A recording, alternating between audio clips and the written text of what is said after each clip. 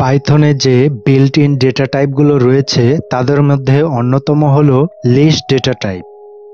একটি ভেরিয়েবলে একাধিক value store করার জন্য পাইথনে লিস্ট ব্যবহার করা হয়ে থাকে।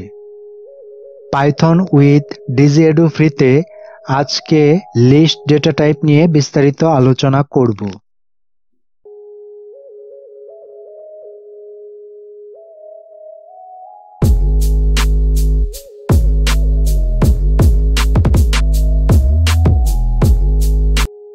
লিস্ট ডেটা টাইপ এই নামটি থেকেই বুঝতে পারছো এখানে ডেটার একটি তালিকা বা লিস্ট তৈরি করতে পারবো। ধরো তোমার কাছে একটি স্কুল ব্যাগ রয়েছে এবং সেই ব্যাগের ভিতর বই, খাতা এবং একটি পেন্সিল বক্স রয়েছে। আবার সেই বক্সটির ভিতরে রয়েছে পেন, পেন্সিল, এরেজার এবং শার্পনার।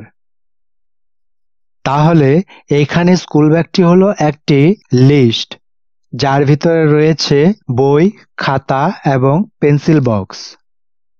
আবার পেন্সিল বক্সটি একটি লিস্ট, যার ভিতর রয়েছে পেন, পেন্সিল, এরেজার এবং শার্পনার।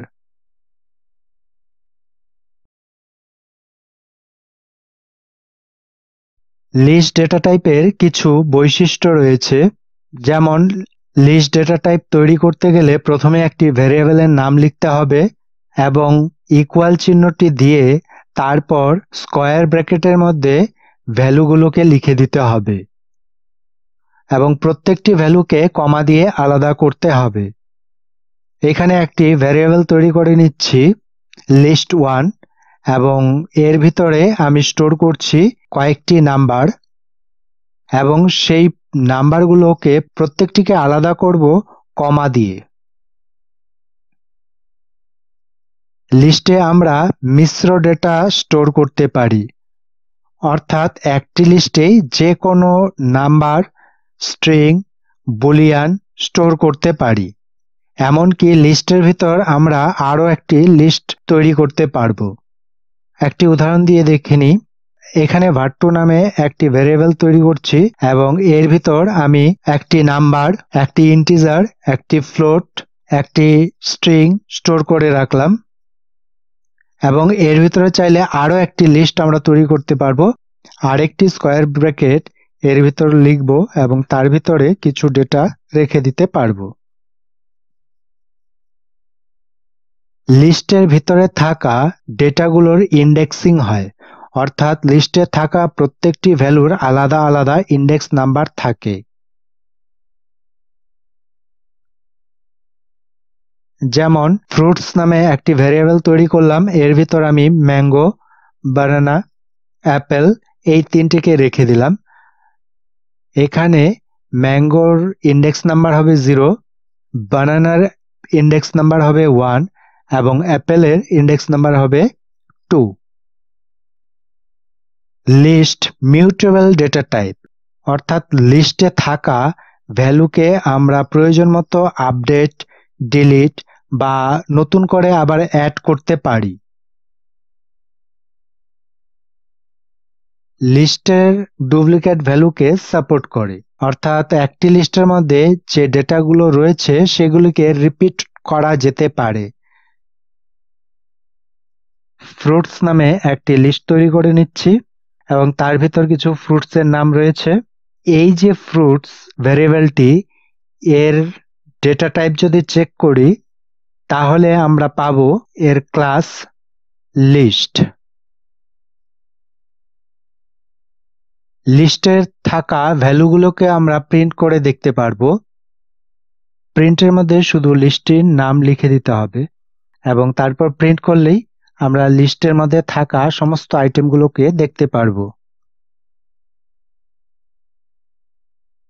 লিস্টে থাকা একাধিক আইটেম যে রয়েছে সেগুলোকে আমরা অ্যাক্সেসও করতে পারবো। অ্যাক্সেস করার জন্য আমরা যেই আইটেমটিকে অ্যাক্সেস করতে চাচ্ছি বা পেতে চাইছি সেই আইটেমটির ইন্ডেক্স নাম্বারটি পাস করে দিলেই হবে স্কয়ার ব্র্যাকেটের মধ্যে। আমি একটি নতুন লিস্ট তৈরি করে নিচ্ছি এল নামে এবং এর মধ্যে আমি একটি আইটেম রাখছি পাইথন আরেকটি উইথ এবং আরেকটি ডিজিএডুফ্রি, অর্থাৎ পাইথন উইথ ডিজিএডুফ্রি এটিকে লিখে দিচ্ছি। পাইথন একটি, উইথ একটি এবং ডিজিএডুফ্রি একটি, মোট 3টি আইটেম এখানে রেখেছি। এবার আমি ডিজিএডুফ্রিকে অ্যাক্সেস করতে চাচ্ছি। সেক্ষেত্রে ডিজিএডুফ্রি এই আইটেমটির ইন্ডেক্স নাম্বারটিকে পাস করে দিতে হবে। এখানে দেখতে পাচ্ছ ডিজিএডুফ্রি এর ইন্ডেক্স নাম্বার 2, পাইথন 0, উইথ 1 এবং ডিজিএডুফ্রি 2। তাহলে এল স্কোয়ার ব্র্যাকেটের মধ্যে আমি 2 পাস করব এবং তারপর সেভ করে রান করলে ডিজিএডুফ্রি অ্যাক্সেস করতে পারছি। এখানে যে ভ্যালুটি দেখতে পাচ্ছ 2 দেওয়া রয়েছে, এখানেও একাধিক ভ্যালু পাস করা যায়। প্রথম ভ্যালুটি হবে স্টার্ট ইন্ডেক্স নাম্বার এবং শেষেরটি হবে স্টপ ইন্ডেক্স নাম্বার। এখানে নেগেটিভ নাম্বার দিয়েও অ্যাক্সেস করতে পারবো। নেগেটিভ নাম্বার দিয়ে অ্যাক্সেস করার জন্য যে পদ্ধতিটি রয়েছে সেটি আমরা আগেও আলোচনা করেছি স্ট্রিং স্লাইসিং এর মধ্যে। পজিটিভের ক্ষেত্রে অর্থাৎ এদিক থেকে যদি আমরা কাউন্টিং করি তাহলে ইন্ডেক্স নাম্বার শুরু হয় 0 থেকে, কিন্তু শেষের দিক থেকে কাউন্ট করলে ইন্ডেক্সিং শুরু হয় -1 থেকে। অর্থাৎ আমি যদি শুধু শেষেরটিকে দেখতে চাই তাহলে এটি ইন্ডেক্স নাম্বার দিয়ে দিব -1। আজকের ভিডিওতে আমরা লিস্টের বেসিক কনসেপ্টটুকু বুঝে নিলাম। এর পরের ভিডিওতে আমরা লিস্টকে আরো ডিটেলসে বুঝবো এবং এর ব্যবহার শিখব। পরের ভিডিওতে আমরা লিস্টের মধ্যে ডেটাগুলোকে কিভাবে চেঞ্জ করা যায়, ডিলিট করা যায়, নতুন করে অ্যাড করা যায় বা আপডেট করা যায় সেগুলি দেখব। লিস্টের বেসিক কনসেপ্টটুকু আশা করি তোমরা বুঝতে পেরেছো। কোথাও যদি সমস্যা হয়ে থাকে বুঝতে, তাহলে আমাকে কমেন্ট করে জানাতে পারো বা তোমাদের মতামত আমাকে জানাতে পারো কমেন্টের মাধ্যমে। এর পরের ভিডিওতে লিস্ট ডেটা টাইপের দ্বিতীয় পার্টটিতে আমরা বাকি অংশটুকু দেখে নেব।